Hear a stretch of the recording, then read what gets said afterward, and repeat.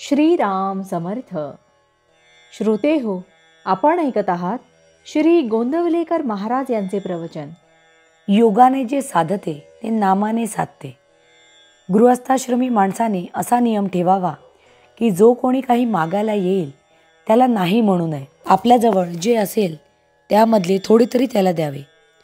अन्न द्यायला कधीही मागे पुढे पाहू नये. पैसे देताना मात्र आपली परिस्थिती पाहून आणि त्याचा हेतू पाहून तो मागेल त्याच्यापेक्षा जरा कमीच द्यावे, पण नाही म्हणणे चांगले नाही. भिकाऱ्याला कधीही वेडेवाकडे बोलू नये. आपली नोकरी ही एक प्रकारची भीकच आहे. भिक्षा मागणे हे वैराग्याला कमीपणाचे नाही, पण भिक्षा ही स्वार्थासाठी नसावी. आपले पोट भरल्यानंतर राहिलेला अन्नाचा प्रत्येक कण दुसऱ्याला द्यावा. वैराग्याचे तेज कधी लपून राहत नाही. अत्तरे वगैरे लावून तेज आणणे निराळे आणि वैराग्याचे तेज निराळे. वैराग्य वाचून सारा परमार्थ लटका आहे. जगाचा स्वभाव कळणे ही ज्ञानाची पहिली पायरी आहे. जे खोटे आहे ते खरे मानणे हे अज्ञान अविद्या होय. खरोखर मनुष्याची पारमार्थिक योग्यता काय आहे हे साध्या माणसाला कळणे शक्य नसते. साधूंनाच अंतरंग समजते. म्हणून तशी दृष्टी आल्याशिवाय आपण कुणालाही नावे ठेवू नयेत. अंतकाळी मनुष्य मनाच्या कशा अवस्थेत जातो यावरून त्याच्या पारमार्थिक अवस्थेची कल्पना येऊ शकते. साधा मनुष्यसुद्धा नामाच्या योगाने मोठ्या योग्यतेला चढतो. अर्थात ते कळायला आपण स्वतः नामामध्ये मुरले पाहिजे. नामामध्ये फार सामर्थ्य आहे. कुणी त्याचा अनुभव घेऊन पाहत नाही. त्याला काय करावे? योगाने जे साधते ते नामाने साधते यात संशय नाही. ज्याला नामाची चटक लागली त्याच्यावर रामाने कृपा केली असे निश्चित समजावे. परंतु नामाची चटक लागण्यासाठी सतत नाम घेणे हाच उपाय आहे. तसे पाहिले तर प्रपंची माणसे अत्यंत स्वार्थी असल्याचे आपल्याला दिसून येते.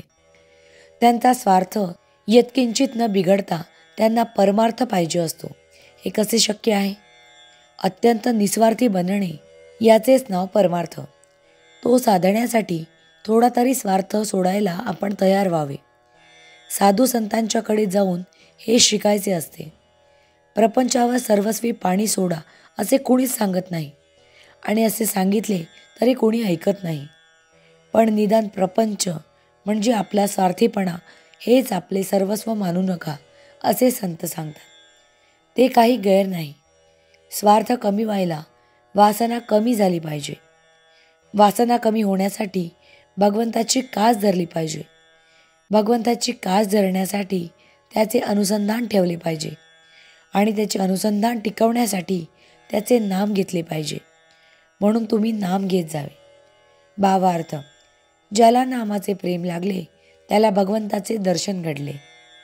जानकी जीवन स्मरण जय जय राम. महारुद्र हनुमान की जय. समर्थ रामदास स्वामी महाराज की जय. सब संतन की जय.